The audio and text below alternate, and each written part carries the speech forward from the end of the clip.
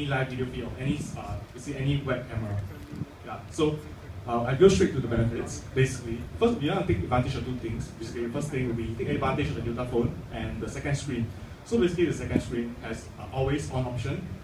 And it's voice pervasive. So it's actually a perfect fit for surveillance information. And also, it's not very glaring. So in the sense, it's like in the background, but you still have the information available to you. So it's perfect for it.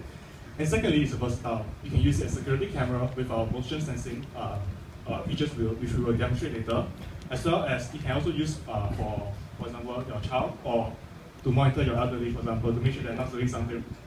Yeah. So without further ado, let's just straight down into the demo. So firstly, we will can start casting from our web app. And basically, the update will basically this fits on the timetable that you will send the snapshots from your web camera to your YotaPhone. So now this example you can see, as you can see, is showing some like this. Yeah. Okay. So okay. Yeah, go to the next. We'll go back to the web app, and basically now there's a ninja right, in the YotaPhone. So basically, it will show the alert button. Basically, when you see the red color borders of the images, basically it shows that for that image there's a motion detected. So basically, probably there might be a burglar, for example. So then the alert will sound. You can choose to play from it's a button for you to play the alert on your YotaPhone, and you can actually choose lullaby mode, which is a different version of. Yeah, so it's like it's basically some kind of placeholder. We can actually do way more with this with more time.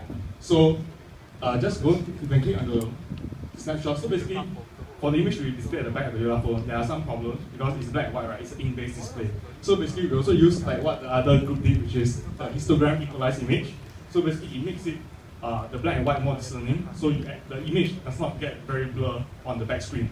So it actually has enough information for you to really see the image, but not so much, but it's enough. So that's basically the trade-off between the second screen. So we're trying to make this trade-off work.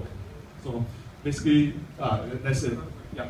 So to sum up, basically we want to create a simple way for users to basically set up a surveillance system at home, and also have the so-called convenient way for them to see using the second screen of your phone.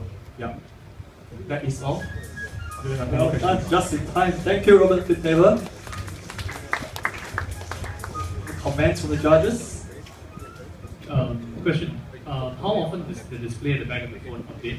Is it only when it senses motion, or does it keep streaming video too? Basically, there's this interval. Can you show the screen? Basically, there's this interval slider. So basically, you can choose what is the interval you want it to update on your screen. So basically, for now it's 1 second. You can actually set it to maybe 30, 48 seconds, for example.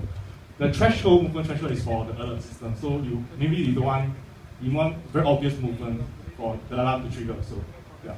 All right. So let's say you set it at 1 second intervals. It's still going to send updates to your phone at every 1 second, regardless of whether there's motion or not. Yeah, regardless of whether there's motion or not. When there's motion, there'll be actually alerts. Sure. Right. Got it. What are you using to stream the images over your phone? We're actually doing short polling, so we are not really streaming. The phone actually retrieves at the interval set through this. So your phone is actually just polling the server each time for the images.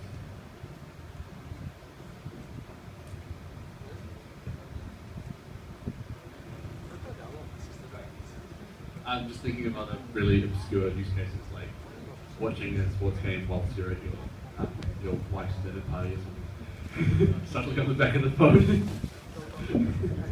Actually, there are some use cases because nowadays, right, there's actually a rise in sensory application, and actually they set up some kind of webcams at home. So basically, they actually monitor your elderly at home, make sure they are taking their medicine, for example. Yeah, so and actually some startups in Singapore. So we can actually use this to because they also have their own app to broadcast the video or snapshots to your phone. So actually, with YotaPhone, we can use our app and basically utilize second screen better. Because in a sense, we do not want the first, and it's impractical for us to use the first screen because, for example, it's always on, right, the first screen, then you waste battery. And it's also very annoying because you want to do other stuff on your first screen. So second screen is a so-called not so distracting, yet enough information. Yeah. I don't know the tech specs about this, but I'm assuming there's a refresh rate point where it's also quite draining to use the back screen as well. Yes. Yeah, Cool. yeah. Thank you. Thank you very much, Georges. Thank you, Robert Fitzpaber.